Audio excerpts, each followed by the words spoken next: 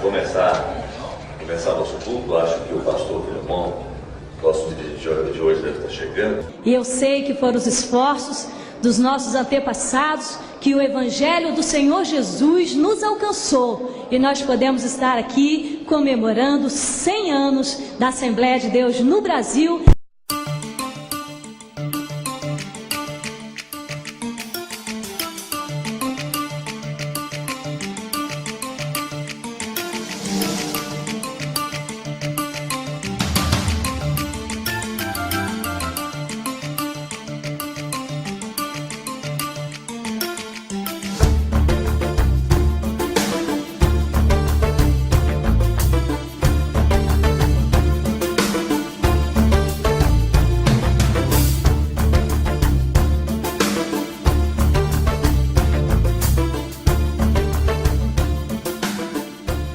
A cidade do Estado é o maior presente que uma nação pode ter.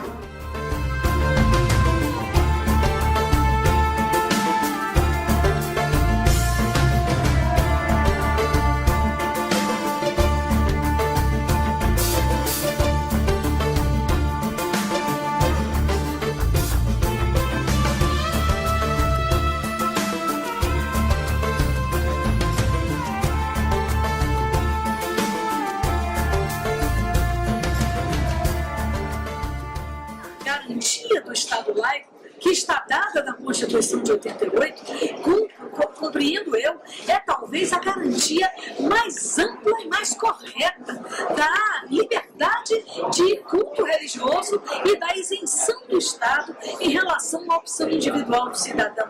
A opção religiosa, inclusive a opção de não ter religião, ela precisa e merece não só ser tolerada, ela precisa e merece ser respeitada. Esse é o princípio da laicidade. Ele protege o direito de você criar o que você quiser ou não criar nada. Ele não interfere na sua crença.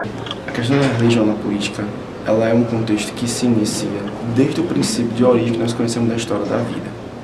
Sempre teve a questão política e religião. Um Estado democrático de direito e uma república que se funda na tripartição dos poderes, ela pressupõe uma separação entre Estado e Igreja. Igreja é algo que deve incidir sobre a vida privada, né? A fé é algo a ser vivido privadamente. A fé não deveria ir para a esfera pública querer determinar política pública e legislação, porque isso é muito temeroso. Agora, o Estado não pode se pautar a partir dos dogmas de uma religião. Isso ele não pode fazer. Isso é a laicidade do Estado. O que nós não podemos admitir é que a questão de Estado, de direitos, seja vergada pela religiosidade. Porque o Estado tem que ser laico. Se ele nem sempre é laico. Isso acaba influenciando sim na política, ou seja, a religião influencia a política? Com certeza vai influenciar, porque todo ser humano, ele ou tem fé ou não tem fé. E o ateísmo, a falta da religião, também influencia na política. A nossa política ela é muito influenciada pelo cristianismo, assim. Veio uma notícia de um tempo pra cá que tava rolando cultos dentro do Congresso Nacional, aí já vem mais aquele pensamento, dentro da política tá rolando religião. Tem muita pessoa, tem muitos deputados religiosos dentro do Congresso. E não representa uma pequena parte da massa, sabendo que o Brasil é constituído, assim, uma maioria absoluta cristã. Só que também tem que olhar para as minorias, que são da Umbanda, são do islamismo e etc.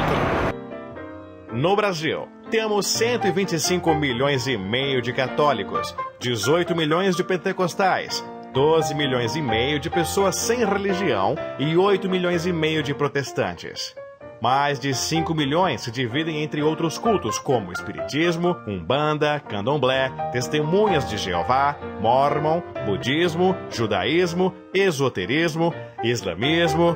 Temos que acabar com a ideia de legislar para a minoria. A minoria tem que se curvar para a maioria. Se temos 200 pessoas aqui, tem 3 fazendo uma coisa que nós não concordamos, vamos fazer uma lei, né, para que aqueles 3 se adaptem a nós. Ou então vão ser expulsos da nossa comunidade. É assim que funciona.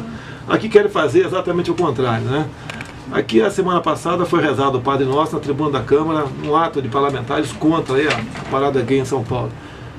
Teve alguns deputados aqui, 2, né, que reclamaram. Agora, se o pessoal for lá fazer uma saudação ao santo dele, vai ser respeitado pelos 90 e poucos parlamentares, não tem problema. Agora a religião é um freio. Tá? Os países vão ter religião, basicamente Cuba, Coreia do Norte, olha como é que o povo vive lá. Previsto até na própria Constituição, né? Que não pode haver qualquer discriminação entre nós. Tem que ser assim. Não podemos adotar a política do coitadismo. Não dá certo. Eu acho que maioria deve ser respeitada. Ela não pode subjugar a minoria. E a pauta da Constituição é o respeito, a tolerância. Não é porque a maioria que tem que oprimir uma minoria. Mas a maioria tem que ser respeitada. Afinal de contas, o regime democrático é a maioria quem decide. Eu não acredito que a nossa democracia ela seja uma democracia real. A gente vive num Estado, e não só aqui no Brasil, mas no mundo inteiro. Quem determina as regras é quem tem mais grana. Ou seja, quem é maior, quem tem mais força de população, de fiéis, de seguidores, ele tem uma tendência a ter uma influência maior nas decisões do país. E às vezes se candidata um pastor da igreja e as pessoas votam porque ele é o pastor da igreja e não pensam os benefícios da cidade. E aí, então, isso para mim interfere. Sim. Tem aqueles da maçonaria, né, que tem aqui no Brasil. Aí tem alguns políticos que são dessa religião. Aí todos dessa religião votam nele porque é da religião. Mas nenhum pensa nas propostas, entendeu? Se pensasse nas propostas, talvez não estaria o governo que está hoje. As leis, elas, apesar de terem influências da religião, ela é pautada na laicidade. Nós vivemos num Estado laico. Logicamente, essa lei, quando ela tem influência da religião, como eu disse e repito, acaba sendo uma influência cultural. Não acho injusto para quem não é do segmento majoritário religioso. Eu só acho isso injusto quando o segmento majoritário religioso quer determinar sobre os outros. Eu acho que a gente tem que ter todo esse rolê de liberdade espiritual, acho que até porque é uma coisa muito pessoal do indivíduo, assim, a questão da espiritualidade, mas a religião ela é muito alienante porque, enfim, as pessoas, você chega numa igreja, por exemplo, as pessoas vão te dizer o que você tem que fazer. E se você não fizer, por exemplo, você vai pro inferno, você vai queimar a sua vida junto com Satanás, no fogo do inferno.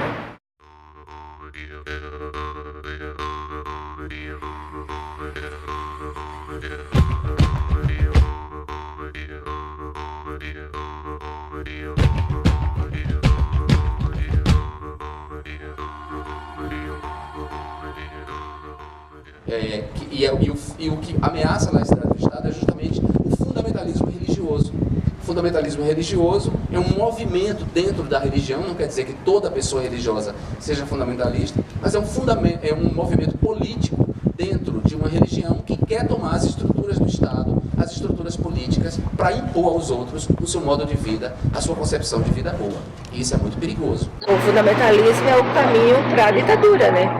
Então, interfere completamente, porque a gente sabe que o fundamentalismo ele faz uma lavagem cerebral na cabeça da grande maioria das pessoas. Os fundamentalistas religiosos que querem envergar o Estado, que querem fazer da Constituição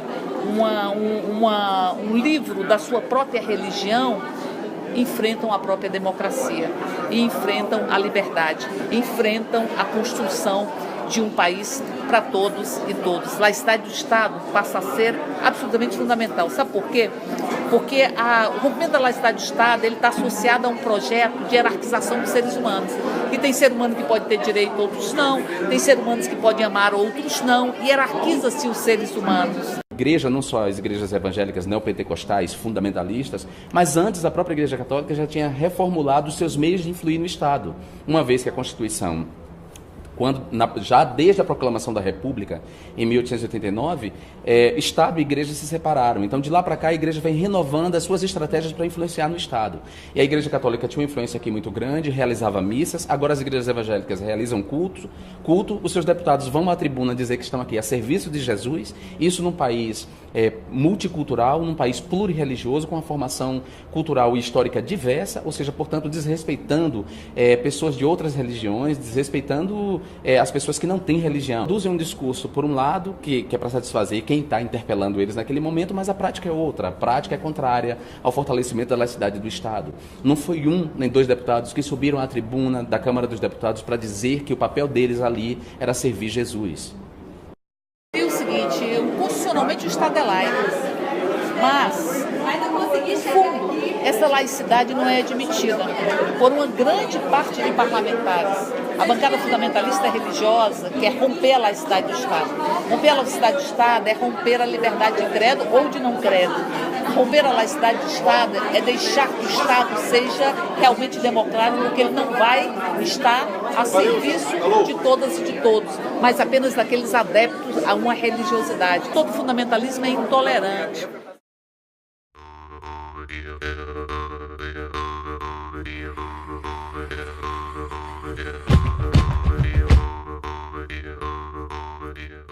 Intolerância que há poucos dias agora uma senhorinha de 80 anos, uma mãe de santo, ela teve os evangélicos em frente da casa de santo dela, fazendo oração, xingando, dizendo que ali era a casa do demônio.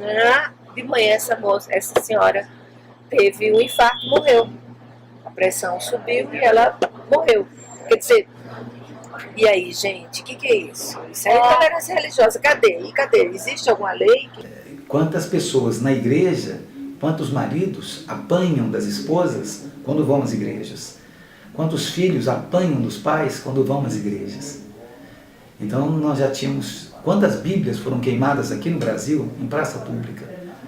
Tolerância religiosa. 4 jovens evangélicos foram detidos nesta madrugada no Rio depois de promover um quebra-quebra em um centro espírita. Agrediu a imagem de Nossa Senhora Aparecida durante um programa religioso transmitido pela TV Record.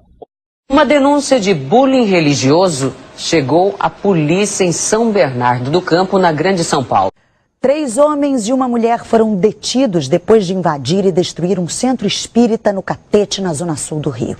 Os 4 evangélicos que depredaram um centro espírita no Rio de Janeiro serão processados. Um cidadão, em nome da religião, destruiu uma imagem da padroeira do Brasil, Nossa Senhora da Aparecida. Anos atrás, a minha mãe teve infarto fulminante, teve o terreiro dela invadido pela igreja, a Assembleia de Deus, invadiram o terreiro e minha mãe foi agredida fisicamente, arrumaram a Bíblia na cabeça dela e dizendo que iam tirar o diabo. Então nós devemos respeitar todas as manifestações religiosas, por mais que você discorde doutrinariamente dessas religiões. Na realidade, nenhuma agressão é uma forma de expressão democrática. É uma violência que tem que ser qualificada pelo Código Penal. No Congresso mesmo, né? Tem culto todo dia, tem reza todo dia. Agora, pergunta se eles vão lá abrir, se o Eduardo Cunha, que permite isso tudo, vai abrir para ter uma manifestação de terreiros, de candomblé, ou até budista, hinduísta. Não é permitido. Aqui nessa casa, o presidente da casa, Marco Maia, permitiu que se realizasse um culto evangélico, mas proibiu, por exemplo, a prática de um xirê do candomblé aqui dentro. Será que tem algum grupo evangélico que está saindo a caça aos homossexuais à noite? Será que está barrando as pessoas de entrarem na igreja? Pelo contrário, é um povo que só agrega, é um povo que tem trabalhos sociais interessantíssimos, principalmente na área de drogas, que tenta recuperar pessoas que não têm qualquer chance de se reerguer sozinhas. Será que o grupo LGBT tem algum programa desse tipo? Eu acredito que não. Hoje em dia você pode prestar atenção como é que está o catolicismo. Hoje em dia você é a casa de Deus. E Deus está aí para quem? Deus está aí para o povo, como o povo de Deus.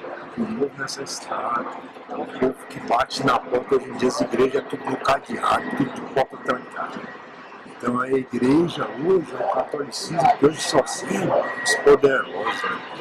Né? Então tem padre hoje que segue uma doutrina, que se chegar um mendigo, se chegar um humilde na igreja, já é visto com maus olhos. Né? E a igreja podia estar de portas abertas para acolher esse povo. Essa perspectiva cristã contra um grupo já é um pouco difícil de compreender. Você nunca vai ver Jesus sendo contra ninguém. Daí a ideia do homem querer ser maior que o Senhor. Porque Jesus foi um ativista. O cara que andava com os pobres, exatamente, com as prostitutas, que andava justamente com Se ele o que tivesse esse pessoal chama hoje de aqui, ralé. se ele tivesse hoje aqui, ele estaria lutando ao nosso lado, com toda certeza, não tenho dúvida disso. Essa é a participação da religião na política, é o cuidado social, a transformação social, cuidar daqueles mais carentes, necessitados, aqueles que precisam de uma reflexão na sua vida, aqueles que precisam transformar todo o seu viver. E daí essa é a luta que o embate religioso vem tendo há séculos. Desde o início do cristianismo, a partir de Jesus e dos 12 apóstolos, até os dias de hoje. O problema não é você ver religião, o problema é você não saber separar o Estado da igreja. A política e a religião sempre andaram juntas. O que nós precisamos entender e separar é de que eu, como agente político, eu, como um político, eu tenho minha fé, tenho minha religião, e a religião também traz no seu bojo uma série de comportamentos que refletem na cultura das pessoas. Ou seja, parte da minha cultura ela é reflexo do que eu creio. E a religião, na verdade, uma coisa é a espiritualidade, até aquela tua... Porque a religião ela é uma coisa pessoal intransferível, né? E acho que só deve dirigir a tua vida, Exatamente. Só no que tu acredita. A população LGBT sofre todos os dias, principalmente as pessoas trans. Tem uma trans sendo assassinada por dia no Brasil. As pessoas de religiões afro-brasileiras como eu sofrem bastante por conta do próprio racismo que está envolto no preconceito com as religiões e na própria questão de barrar a liberdade de culto das pessoas. Um exemplo, a questão do que tinha de homofobia foi barrado pela bancada religiosa fundamentalista. Eu acho que, exatamente, essa é uma palavra muito central, assim, fundamentalista. Eu acho que não é nem a religião, são os fundamentalistas. A igreja começou a falar sobre uma perspectiva política num tratado que é teológico. Essa perspectiva homossexual, ela não é para ser vista primeiro pela perspectiva política, mas sim teológica. Então, a questão do casamento homoafetivo, ela é uma escolha. E essa escolha deve ser respeitada. Esse fato que a Bíblia condena assim como pecado está em Romanos capítulo 1, basta ler. Basta ler que você vai ver lá sobre isso. Mas ela é uma escolha, assim como todas as coisas que nós fazemos na vida. E por mais que eu considere, ou que alguém considere como errado, deve ser respeitado. O plenário da Câmara dos Deputados em Brasília arquivou o polêmico projeto da cura gay. E a Comissão de Direitos Humanos da Câmara aprovou uma proposta polêmica e tratamento para combater a homossexualidade, como se a homossexualidade fosse doença, né? A Comissão de Direitos Humanos da Câmara dos Deputados aprovou hoje o projeto que ficou conhecido como Cura Gay.